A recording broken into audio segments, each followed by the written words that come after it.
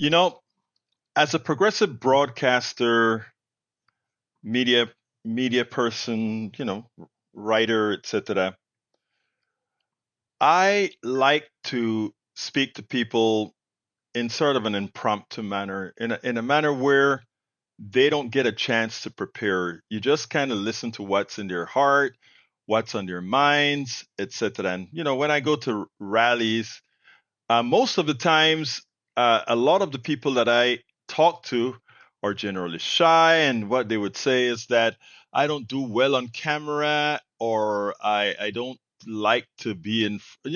That's what I get most of the times. And what I invariably do is tell the person that, first of all, I'm fairly good at getting people to talk, but secondly, uh, I try to let them know that if you say something that you inadvertently didn't want to say, just let me know. I am trying to get what you want to put out. I'm not trying to find a gotcha moment or anything like that. I want to know where we are. One of the things that I've spoken about with regards to Democrats specifically and how they deal with media and how they deal with consultants. I've constantly said that the Democrats and these guys up in Washington throw all their money on the East Coast and the West Coast with expensive consultants, but they never get to where the people really are. They don't touch the people. They don't hug the people. They don't respect the way people speak. They don't respect that people have minds. And that is one of the reasons why the policies that they come out with and the way they do things is so different. If you take a look at how Danny won in New York, and the leaders of the Democratic Party, neither Schumer nor Hakeem Jeffries, will come right out and said, that's who the people of New York chose. That's who they want. That is the person that will be mayor of New York. They can't drag themselves to accept that this is a true democracy and the people decide. Why? Because Mandami has a particular moniker they don't like. Well, I'm sorry. That's who the people elected. But it shows you that when you're not close to the people, when you're not next to them, here at Politics Done Right, people write in, they call in, we get to see where their minds are. But men in the party don't know that. They know where the minds of the corporatocracy is. They know where the minds of the people who have the most money are. But somehow they really don't know where the minds of the people are. And that is one of the reasons why, even as most Americans are progressives and want progressive policies, we don't get it because, again, these people they imagine where people are. They imagine what the center is. They imagine that folks wouldn't want certain things, and it turns out quite different. I'm in a very conservative area, and even many of the Democrats in this area tend to be fairly conservative. And I interviewed this young woman and her son. And her son initially didn't want to do anything. And as he saw the interaction between his mother and myself, he just opened up. And to tell you the truth, he made the interview. And he pointed out organically what most Americans feel. And if you doubt it, if you take a look at how the polls are going, even with the immigration thing, Donald Trump started the immigration issue as a matter of hate, to hate your carnal parts, the things that would make you want to harm the other. But as most Americans started to see what it looked like, what it made us look like, they they changed their stances.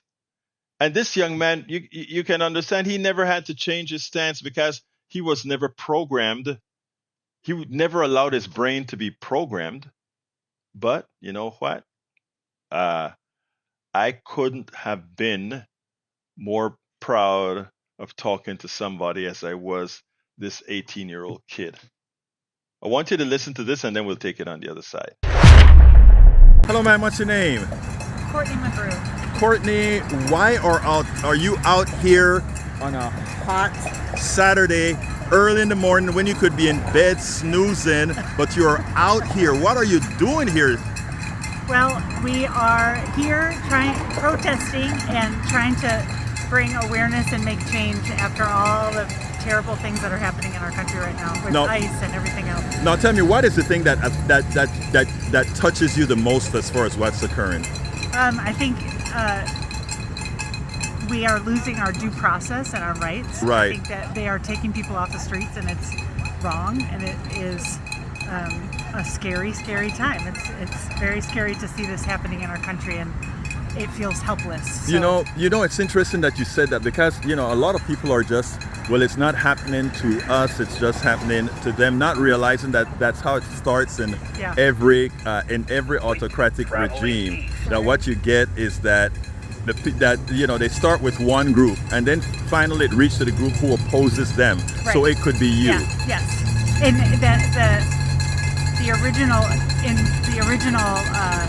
words from the government where it was going to be criminals that were being taken and things like that, and it's not. It's families, and nobody is illegal, and these are all people that are being taken from their families and that are being taken from. No human is illegal. Okay, go ahead, sir. No human is illegal. We shouldn't treat it that way. America's supposed to be a sanctuary, and if we're saying that we can house people who are in need of housing, then we should be able to do that. And I don't see why people need to justify not caring because it won't happen to you.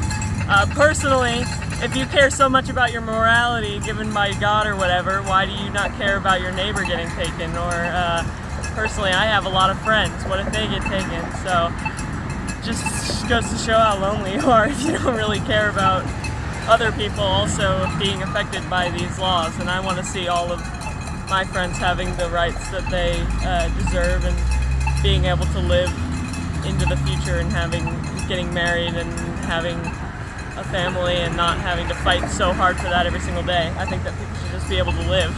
Can I ask you how old you are? I'm 18. Let me tell you something. You don't know what you've just done to my spirit. You don't know what you've just done to my spirit, because you are the future.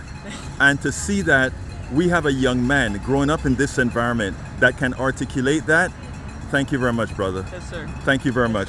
They always tell us that our kids reflect the environment that they were reared in. Thank you for rearing such a good son. Very good. Thank you. Very good job. Earlier on, I was watching a program, and the program was talking about hate, and how the thing that she feared the most was that a lot of the people demonstrating the hate that she saw were young men. And it kind of scared her, and that understandably so, if that was not just an offshoot.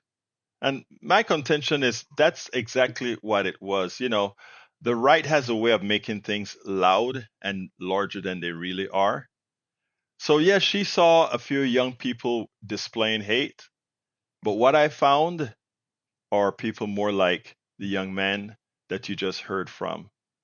Look, Gen Z, these guys, they don't pull their punches.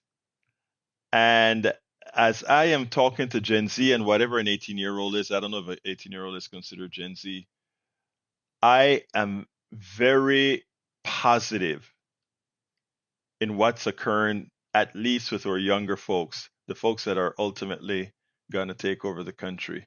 This guy not only gave me hope, he made it clear that is the direction we are going as a country, even with the bumps that we may run into. We spend a lot of time deconstructing the news, trying to parse it into a form that everybody can understand. We try to find those little nitpicks where it flies above the fray, etc.